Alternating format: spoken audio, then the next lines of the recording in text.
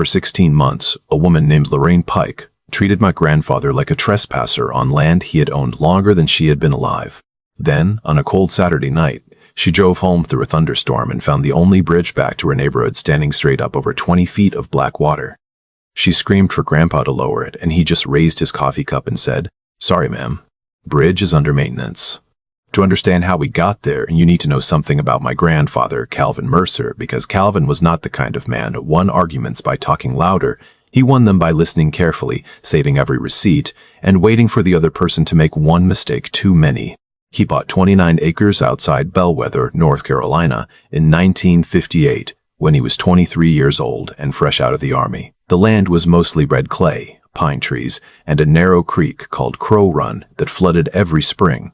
But Grandpa saw a home there, so he built one with his own hands. He cleared the field, raised a white farmhouse, planted pecan trees along the southern fence, and spent the next 30 years working as a county bridge inspector, which became important later, very important.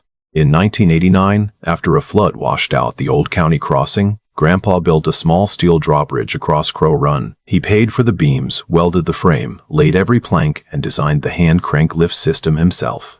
The county received permission to use the roadway, but the bridge remained his property, every bolt of it. For decades, nobody cared. A few farmers crossed it, the mailman waved, and life stayed quiet. Then Silverbrook Development bought the farmland north of us and built Willow Trace, a polished new neighborhood with 200 homes, stone entrance signs, matching mailboxes, and an HOA that seemed to believe beige siding was part of the Constitution. The shortest route from Willow Trace to the highway ran past our barn and across Grandpa's bridge. So overnight we had commuters, delivery vans, school buses, and security trucks rolling through from sunrise to dark. Grandpa never stopped them. He figured roads were meant to take people home. But then Lorraine Pike arrived. Lorraine was the head of Willow Trace Community Patrol, a private security company with black pickup trucks, embroidered uniforms, and absolutely no police authority. Though Lorraine carried herself like the governor had personally handed her the county. She was 52, always wore silver-framed glasses, and spoke in a soft voice that somehow made every sentence sound like a threat wrapped in church manners. The first notice appeared on our fence in April, fastened with a yellow plastic tie. It claimed our stack of firewood violated Willow Trace visual standards.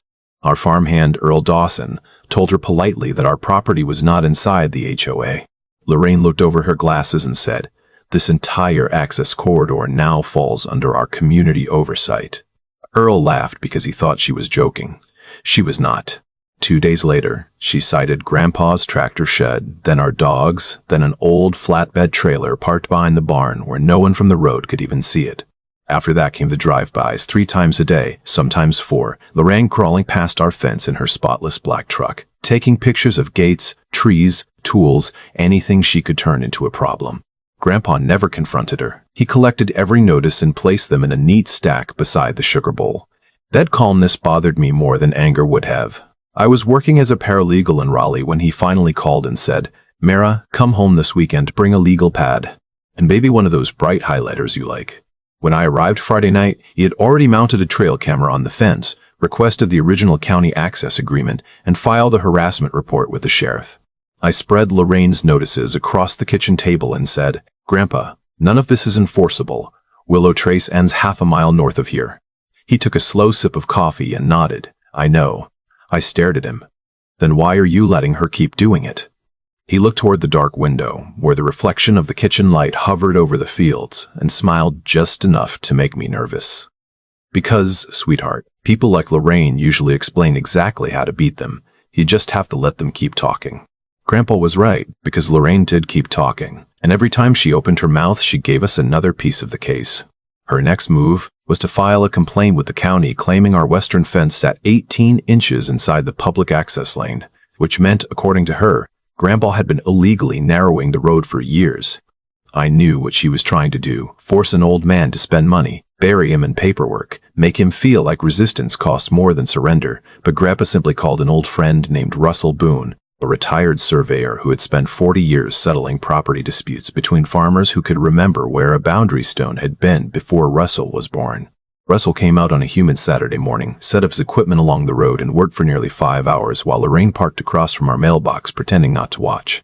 When he finished, he wiped the sweat from his neck and said, "Calvin, Your fence is not 18 inches over the line. It is 18 inches inside your own boundary. You could move it toward the road and still be legal. Lorraine drove away before he could hand us the report.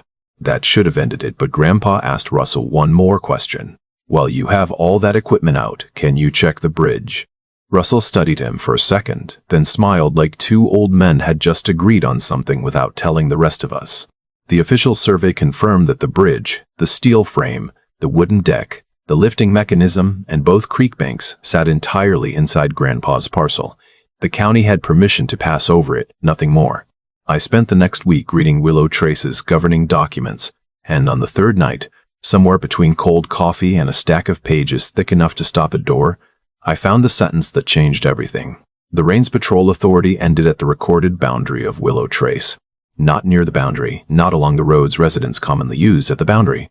The moment she drove her truck onto the county road beside our farm and started issuing notices, she was no longer enforcing community rules. She was a private security employee, harassing people who did not belong to her community.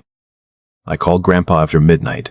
Every notice is worthless, I said. She has no jurisdiction out there. He was quiet for a moment, then asked, anything else? That was Grandpa. You could hand him a loaded shotgun and he would still ask whether you had checked the second drawer. So I kept digging. Lorraine had worked for another private patrol company outside Durham before Willow Trace, and two former property owners had filed civil complaints against her, both older men, both living beside roads used by new developments, both accusing her of intimidation and repeated false reports. The cases had settled quietly, but the pattern was there. Lorraine was not confused about her authority. She had learned that most people gave in before anyone forced her to prove it. By July, residents of Willow Trace were getting tired of her, too. She had started stopping her truck near our fence to photograph the property, creating traffic backups that sometimes stretched all the way to the neighborhood entrance. People missed appointments, delivery drivers complained, and one mother named Allison Reed showed up late to her son's baseball game after sitting behind the rain for 40 minutes, while Lorraine inspected what she called an unsecured agricultural visual hazard, which turned out to be Grandpa's wheelbarrow. Allison filed a complaint with the HOA board, then 3 other residents joined her. The board chair, Margaret Sloan, called Lorraine into a closed meeting and told her to either produce legal proof that our land fell under HOA control or stop the inspections. Lorraine responded by filing a noise complaint against Grandpa's 1982 Massey Ferguson tractor. Grandpa put on his good blue shirt, carried the original manual, maintenance records, a decibel chart, and a photograph of the tractor to the county office. The inspector reviewed everything, looked at Grandpa over the top of his glasses and said, "Mr. Mercer, this machine is quieter than half the lawn equipment in Willow Trace." The case lasted 12 minutes. Lorraine did not attend. Losing through official channels only made her more desperate, so she proposed installing a motorized security gate at the western exit of Willow Trace, right where the neighborhood road connected to the county lane leading toward our bridge. She called it a safety improvement, but the purpose was obvious. She wanted control over the corridor, and once she controlled the gate, she believed she could pressure Grandpa into accepting her authority.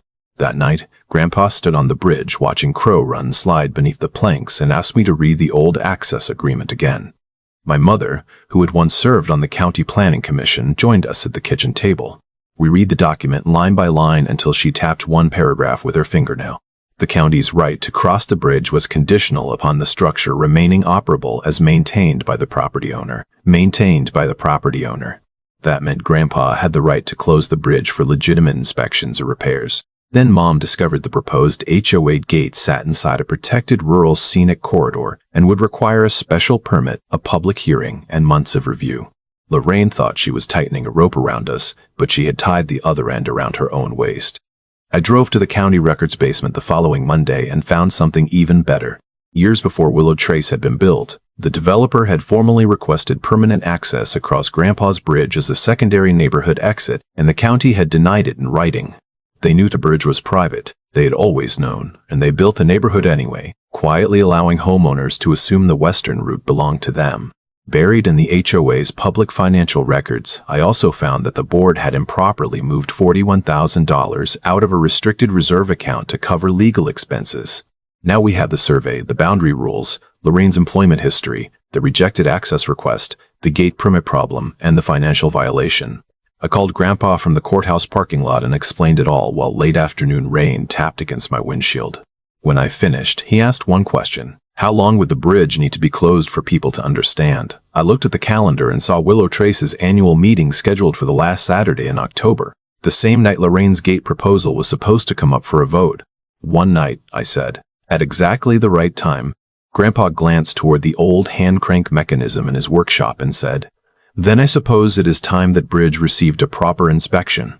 For the next 3 weeks, Grandpa prepared like a man getting ready for a military inspection, not a neighborhood argument. He ordered a real rebuild kit for the bridge's 35-year-old hydraulic system, saved every receipt, photographed every valve and pivot pin, and kept a maintenance log so detailed it could have survived a courtroom, a hurricane, or both.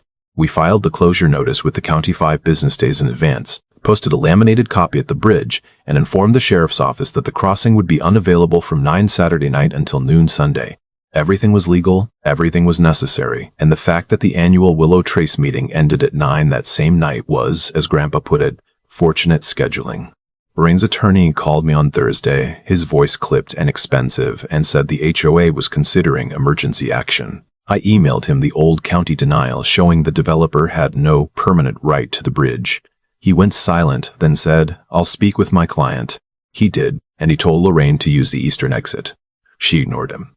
Saturday night arrived with hard rain and wind pushing through the pecan trees, the kind of weather that makes old windows rattle and people reconsider every decision that brought them outside. At 8:55, Grandpa pulled on his brown canvas raincoat, whopped to Kroll Run, fitted the steel handle into the lift mechanism, and began turning. The bridge rose slowly, groaning like an old animal waking from sleep. 26 feet of wet timber lifting into the dark until the deck stood at a sharp angle over the rushing creek. He locked it in place, removed the handle, and came back to the workshop for coffee. At 9:38, headlights appeared on the opposite bank. Lorraine's black pickup rolled to a stop, and for several seconds she just sat there staring at the empty space in front of her. Then she jumped out into the rain and shouted, "Calvin, lower this bridge right now." Grandpa stepped beneath the workshop awning and called back, "Can't do that, Lorraine. Hydraulic seals are being serviced. You did this deliberately. I scheduled maintenance. This is a community access road." "No, ma'am, it is a county road crossing my privately owned bridge." Her face tightened, and even from across the water, I could see the moment anger gave way to panic. Cars began stacking up behind her, residents leaving the HOA meeting, tired, wet, and increasingly curious. One retired engineer got out, read the posted notice by flashlight, and said, loud enough for everyone to hear, "Looks official to me, east exit is open." The rain tried to turn around, but her rear tires slid into the soaked shoulder and buried themselves in red mud.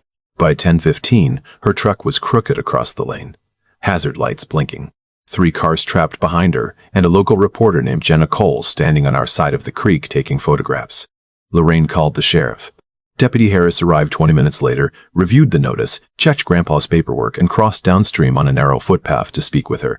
4 minutes later, Lorraine's shoulders had dropped. Her clipboard was tucked under her arm, and the deputy returned to us. "Mr. Oler, Mercer," he said, "your documentation is better than most county departments." Grandpa nodded. Old habit. The newspaper ran the story the following Thursday with a photograph of the raised bridge, Lorraine's truck stuck in the mud, and the headline, "Private Bridge Closure Exposes HOA Overreach."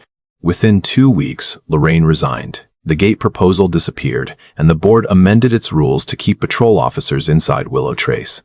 Months later, the HOA came back and negotiated a proper access agreement, including yearly payments toward bridge maintenance. Grandpa accepted because he never wanted to punish the neighbors. He only wanted them to understand that convenience does not become ownership just because enough people start depending on it. Still, some residents said raising the bridge was cruel, that he embarrassed the rain and endangered people during a storm, while others said it was the only language a bully like her would ever understand. So tell me honestly, did Grandpa defend his property the right way? Or did he cross a line when he left that bridge raised all night? Drop your opinion in the comments, share the story with someone who has ever felt powerless against an HOA, and subscribe, because sometimes justice does not arrive with flashing lights. Sometimes it rises slowly over a creek with an old man turning the handle.